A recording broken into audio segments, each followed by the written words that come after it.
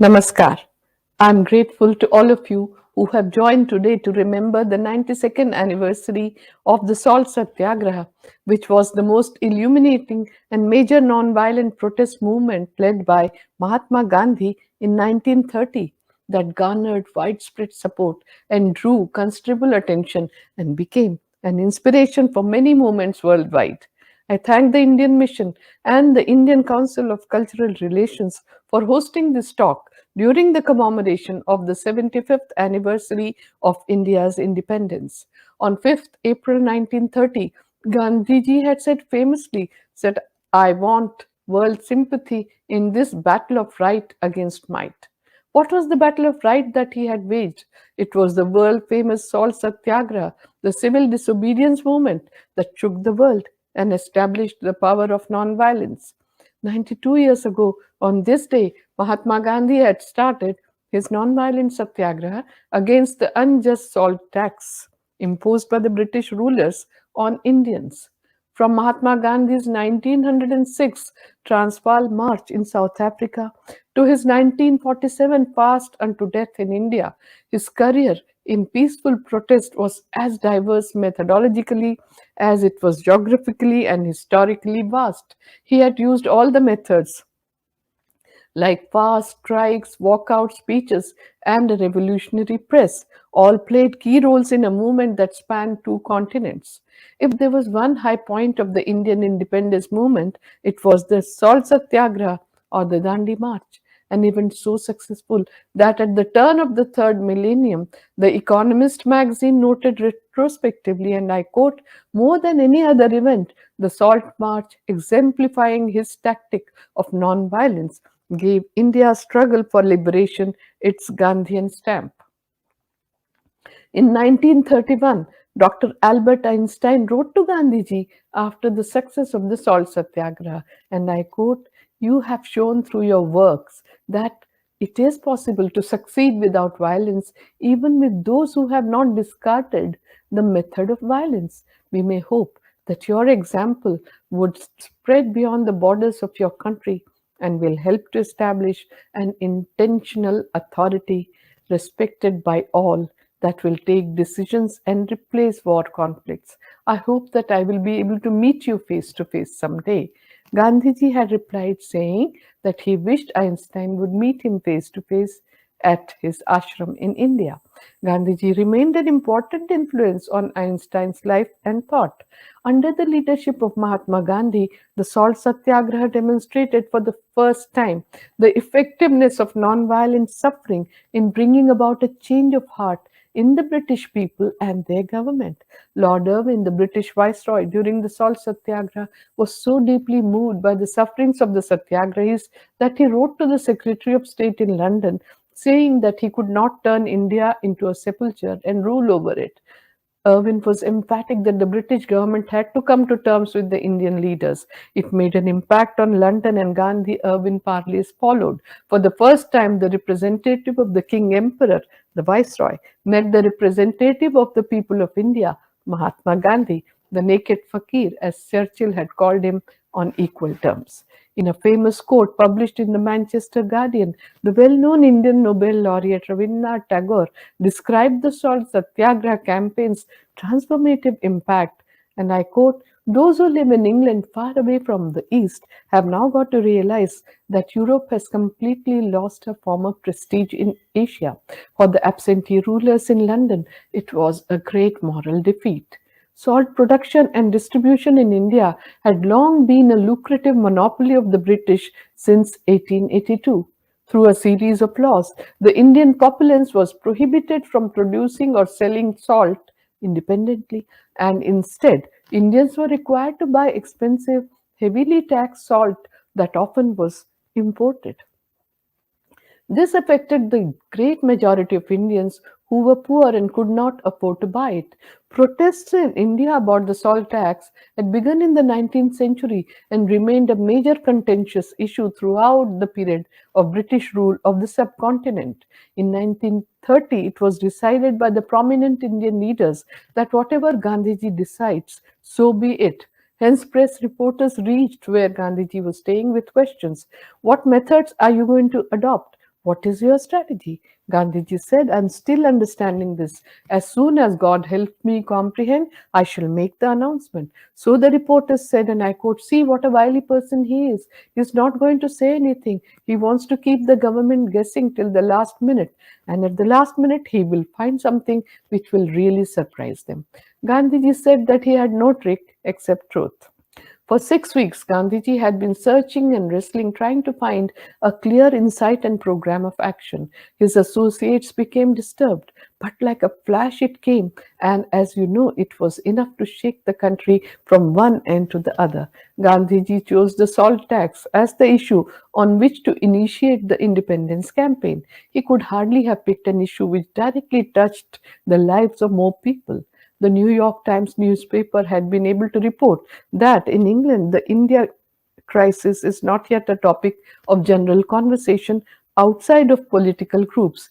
And in India itself, millions of people know nothing about it. It was not long before nearly everyone in England, India, and the literate world knew what was happening. The chivalry of Gandhiji's nonviolence would not permit him to take advantage of a surprise attack. On 2nd March 1930, Gandhiji wrote a letter ultimatum to the Viceroy, Lord Irwin, which is probably one of the strangest letters a ruler ever received. In his letter, Gandhiji articulated action on 11 demands. Abolition of the salt tax was the fourth demand.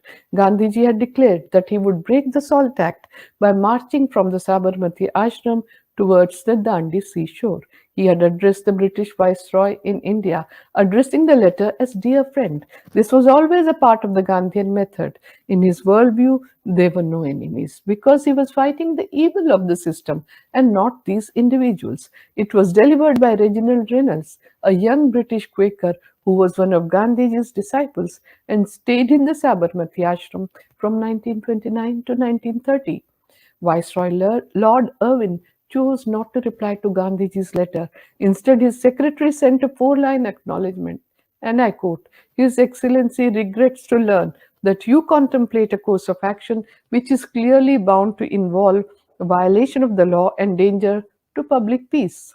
When the British Viceroy rejected 11 demands Gandhiji had articulated as the essence of self government in his letter, he decided to directly attack the salt law, which taxed staple of rich and poor alike and also outlawed the manufacture of one's own salt, as well as the purchase of untaxed domestic salt. In anguish, Gandhiji wrote, and I quote, On bended knees I asked for bread and received a stone instead. Prior to the salt satyagraha, there was a lot of discussion in the country about why Gandhiji chose such an issue. Outwardly, this may have seemed like previous satyagrahas. What then made the salt march so distinct and successful? And how can its lesson be borne out in our world 92 years later?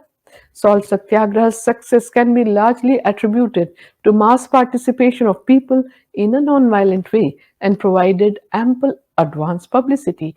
Gandhiji had ensured that the Salt Satyagraha would draw international attention. He let both domestic and foreign newspapers know about the purpose of this civil disobedience movement, and the latter's coverage became very important in gathering their support for India's independence movement. The media coverage even involved documentary filmmakers, a novelty at the time. Salt for Gandhiji was largely symbolic. By choosing salt as an issue, Gandhiji was showcasing the heartlessness of an empire that would tax something so basic and essential to the human diet. It served as a powerful symbol of a callous and cruel colonial exploitation, imposing burdens on the already poor millions. What was even more ridiculous, that salt could be made freely on the seashore, yet no Indian was allowed to make it. If ever a law could be unjust, here was one. Above all, given the essential nature of its use, this issue would cut across all areas of caste, creed, state, and language.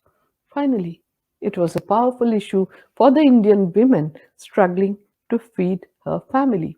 By making salt collection the central focus of his campaign, Gandhiji created possibilities of protest for people who otherwise had few political outlets, thus inviting hundreds of thousands to the struggle for Indian independence.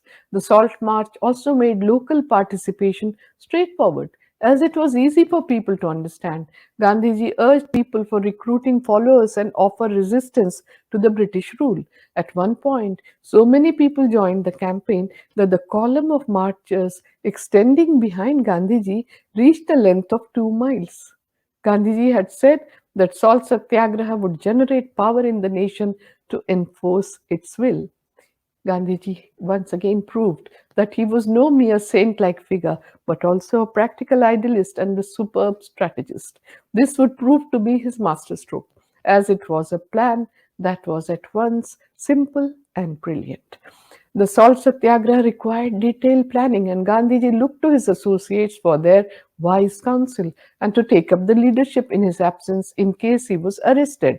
Gandhiji left the final decision of the strategy, prior preparedness, and route map through Gujarat, the largest salt producer in India, to his most pragmatic colleague Sardar Vallabhbhai Patel. Sardar Patel toured the state, consulted with colleagues, and finally chose Surat, the district that had given him the title of Sardar. As the salt satyagraha progressed, people realized that the decision was not emotive but very strategic. Sardar Patel not only determined the route of the march, but through his own conduct had also shown the sacrifice that would be needed for the national movement. During his travels across the main centers that Gandhiji's march was to pass through, he spoke to the people and taught them fearlessness. The government found this hard to bear. Sardar Patel and his people chose Dandi seashore in the Arabian Sea to end the salt satyagraha. The marchers would have walked for more than 3 weeks to reach Dandi and would pass through main districts of Gujarat. The time frame was important to give a momentum to the agitation. The march would have a day halt in one village and spend the night in another. The distance between the villages was such that neither the new marchers nor the experienced walkers like Gandhiji would find it too strenuous. Having delegated the responsibility of deciding the route to Sardar Patel, Gandhiji was free from worry. He did not complain about the choice of the single place of halt en route. He was a disciplined soldier who demanded discipline from others too. On 7th March 1930, Sardar Patel was arrested and given a sentence of 3 months. On coming to know about this news of the arrest of Sardar Patel, Gandhiji issued a statement to the press, and I quote, "The fight has now commenced, and we have to carry it to its conclusion. Our struggle must remain non-violent from beginning to end." Before starting the salt satyagraha, Gandhiji sent a cable on 8th March to John Haynes Holmes, the prominent American writer and an anti-war activist, and I quote, "Peace under gravest provocation. No one even whispers about military resistance. No one arming nationalists. Civil disobedience under strictest restrictions being started on 12th. The names, ages, and identification of those who were to march to Dandi seashore with Gandhiji appeared in the March 12th issue of Young India newspaper. The ages ranged between 18 to Gandhiji's 61 years. The Gujarat Vidyapeeth, the university founded by Gandhiji in 1920, had deputed a vanguard of young students that reached the villages as an advance party and collected information for Gandhiji about the villages. Gandhiji, who understood the Indian villages more than anyone else, explained the economics, the ethics, and the politics of the salt law. He was to do this all along the route of the Dandi March. The march was a means of awakening the people. With the march to Dandi scheduled to start on the morning of 12th March, nearly 10,000 people had assembled at the ashram on the evening of 11th March. Gandhiji said, and I quote, "I have faith in the righteousness of our cause and the purity of our weapons, and where the means are clean, there God is undoubtedly present with his blessings, and where these three combine, their defeat is an impossibility. We are marching in the name of God. God bless you all and keep off all obstacles from the path in the struggle that begins tomorrow. But you and I can return here only after winning Swaraj, or you and I must die in the attempt. The struggle may last a month, a year, or many years, but there is no question of returning to the ashram while the struggle continues. The morning of 12th March saw vast throngs of humanity moving towards the ashram. By 6 a.m., the whole route to the ashram and the Illis Bridge was lined with people. Buntings and flags decorated the route. At 6:30 a.m. sharp, Gandhiji, followed by a batch of 79 ashram inmates marching in rows of three, issued out of the ashram. Speaking in the evening at a gathering, he urged everyone to make salt and sell it from place to place after he broke the law first. It was a struggle of millions, and millions must offer themselves as sacrifice to win Swaraj or independence. The Satyagrahis, led by Gandhiji, covered the distance of 241 miles through Dandi, stopped in 48 villages, and reached Dandi village on 5th April. The group walked in the early morning, rested during the hottest part of the day, and walked that evening destination in the late afternoon. At nights, they slept at village inns instead of in private homes. That way, there would be no retaliation against the homeowners who might welcome them. Gandhiji and the fellow marchers walked an average of 12 miles a day on dusty roads in the hot month. The villagers along the way provided food and shelter. Each Monday was a day of rest for the marchers and a day of silence for Gandhiji, as was his custom. Every day he spun for an hour and kept a diary. Each ashramite was required to do likewise. The marchers did not carry a single flag or banner. Gandhiji walked fast, but he increased his speed further to save himself from the rising dust and those wanting to touch his feet. Three film crews captured this walk, and Gandhiji's fast paced walk became legendary. On 5th of April, Gandhiji and the fellow marchers reached Dandi village. Abbas Tayyabji, his daughter Rehana Tayyabji, and Sarojini Naidu, the prominent freedom fighters, with a host of others, were there to receive Gandhiji. In the Dandi village, thousands of people had gathered that morning of 6th April. Speaking to the people, Gandhiji said that at the age of 61 he had decided to undertake this march, and through it he wanted to spiritually and politically arouse people. As the British historian Judith Brown writes, Gandhi grasped intuitively that civil resistance was in many ways an exercise in political theatre, where the audience was as important as the actors. The morning of April 6th, Gandhiji walked down the steps from where he was staying. He was greeted almost rapturously by about 4,000 followers who had gathered throughout the night, spending the hour before dawn in silent prayer, alternated by national songs. Gandhiji had a brief swim in the sea. Gandhiji broke salt law in the early hours of the morning of 6th April as he stooped down, scooped up a handful of sand and salt water, and returned to where he was staying with a broad smile on his face. Shortly afterwards, the volunteers, armed with spades and buckets, received orders to carry on and proceeded in military formation to a neighboring creek where the salt deposits were thicker than on the beach. All over the country, salt satyagraha was now started, with satyagrahi picking and making salt from seawater and selling it. They were arrested and their salt was confiscated. But Gandhiji was left alone. Mr. Negle Farson, the correspondent for the Chicago Daily News, met Gandhiji under a mango tree in Karadin's Surat on a sweltering afternoon in April 1930. Describing his first impression of the man, clad only in loincloth, a pair of ancient silver-rimmed spectacles, and two hats, he wrote, and I quote, "Anyone else would have looked ridiculous, but not the Mahatma. I realized as I sat cross-legged on the ground before the little man that I was in the presence of a presence." On May 4th, 1930, Gandhiji wrote to Lord Irwin, Viceroy of India, explaining his intention to raid the government's Dharasana salt works. At 12:45 a.m. in the night of May 4th to 5th, heavy steps were heard. 30 Indian policemen, armed with rifles, pistols, and lances, two Indian officers, and the British district magistrate of Surat invaded the leafy compound. A party of armed constables entered Gandhiji's hut, and the English district magistrate informed that he had come to arrest him. There was no trial, no sentence, and no fixed term of imprisonment. The arrest took place under an ordinance. Foreign correspondents witnessed the arrest, and Negle Fasin asked Gandhiji, "Have you any farewell message, Mr. Gandhi?